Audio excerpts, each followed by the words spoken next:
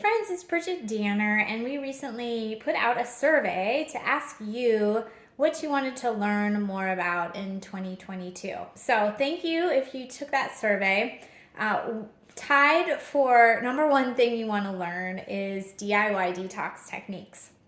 So if you took the survey, you were in luck because your thank you gift was a video about DIY detox techniques. So one thing I was thinking about as you filled out this survey is that I wonder if it's lack of education about techniques or more of a lack of knowing how to start something new. So I am happy to share more techniques and more little videos as we go. Sounds like some of you are on social, some of you aren't. I do share things there, but I'll try to be more action-oriented about sharing little tidbits. However, the second big part of starting new DIY detox techniques is how do you go about starting them? And that could be the hurdle that you're facing because we definitely, are talking about it quite a bit.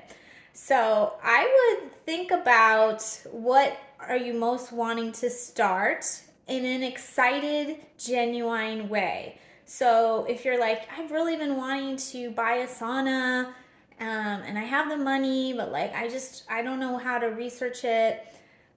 Okay, you're excited about having a sauna. We've shared some information, we've had some different speakers on. There's plenty more on the web and social media. You might want to start journaling, make a list, what's my budget? What features do I want? What's the sauna blanket? How does that work? And get excited about the process and set aside some time for it. Another example, I'll share a couple examples from my own life. Well, one, I wanted to share an easy one, which is for me, I put my supplements in these little bowls in the morning, or if I'm taking supplements later. I kind of pick out what I'm wanting to take for the day. And this is a ritual for me that keeps me organized. So if there's a technique, well, first you got to try it, but later if you want to make it a ritual, you've got to think about when you're going to do it and what makes it part of your daily life. Another thing that is not part of my daily life, but that I'm feeling a little stuck about, is I'm pretty bad about trying new recipes. And in and of itself, that's not such a bad thing. But sometimes I want to try new recipes. I got this cookbook from a new friend of mine, Allison Maris, and it looks really great. I have been busy, but, we can always make that excuse. So for me, what works with learning new recipes is to have some cozy time in bed and a bunch of Post-it notes, and then just start marking which recipes I'm interested in. So maybe I pick, 5 or 10, or maybe I just even pick 1 or 2. And then I can go get the ingredients, right? Then later when I'm getting ready to go to the store, I'm I want to make those meatballs. What do I need? And then I'll write down what I need for it. So if I don't do those steps, I will not make a recipe. I will not. So that's kind of how I have to do it if I want to learn something new. Another example could be exercise. So actually many of you said your health is keeping you from exercising, or you're not exercising regularly. We all exercise differently. So my mom, for example, has to exercise with a friend. She has to be in a group class where everyone's chatting, or she has to go walking with a friend. She very rarely will exercise by herself. She needs a social motivator, and it's totally fine. She just has to know herself. Me, I can exercise on my own, but I pretty much have to leave the house. I rarely will exercise at home.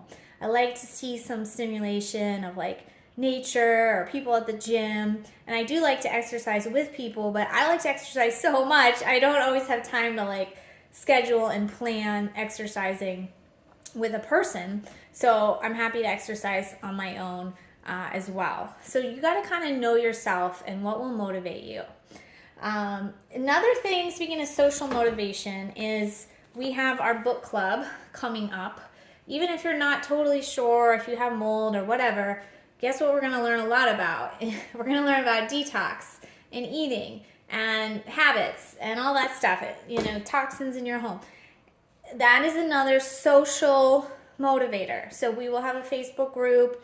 You can ask questions. You can see what other people are doing. Maybe we'll do some challenges around trying detox techniques. I think that would be fun. I actually have a challenge in mind for the summer. So keep your eyes open and you can join that. So if you need that kind of thing, create that for yourself or come join the book club and start just getting motivated by what other people are doing. So to conclude, if there are DIY detox techniques you are interested, I'm going to link below a lot of education. I will double down to make more education for you, but also just think about even just the one thing you've been wanting to try. Is it dry brushing? Is it coffee enema? That it genuinely excites you, and what do you do to get started to do it? Is it making a list? Is it partnering with a friend? Is it getting your husband on board? Is it just going to the store to buy a dry brush? What is it? And then really congratulate yourself every step of the way for doing the steps, getting the stuff. Be kind to yourself. And then if you do it, be kind to yourself, that there's a learning curve. And if you start to like it, which I hope you do, how do you make it part of your routine? And why is that worth it to you? Why is dry brushing worth it to you? A lot of you said you don't have energy to do, the things you want to do in your day, whether it's exercise or socialize or just regular activities. And dry brushing can be a way to get a little extra energy in the morning. So I hope that helps. I love to hear your feedback, and I'm going to keep making more videos based on what you said you wanted to learn this year. So it's an exciting partnership. Thanks a lot.